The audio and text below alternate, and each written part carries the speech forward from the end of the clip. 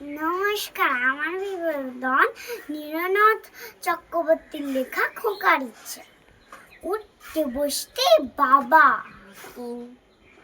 বলবো তোকে কি আর, এবার তোকে হতেই হবে দেশের মস্ত ইঞ্জিনিয়ার। মা তাই শুনে কর, খোকা তুই আমার কথাটা রাখ, ডাক্তারিতে হয়ে যেন তোর দেশ জোড়া নাম ডাক।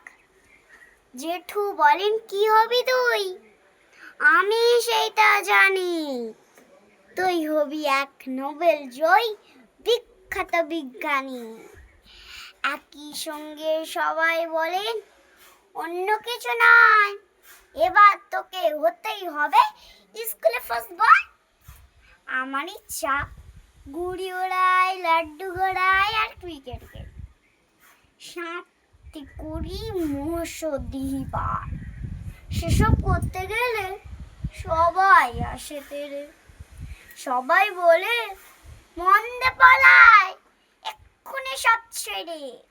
কি আর বলবো, এখনো অবস্থা তাই এই, লেখাপড়ার দিন কেটে যায় কিচ্ছু খেলা, একজনের এক ইচ্ছে, সবাই দিচ্ছি তারা, তার ফলে আমার নিজে ইচ্ছে গেছে মারা।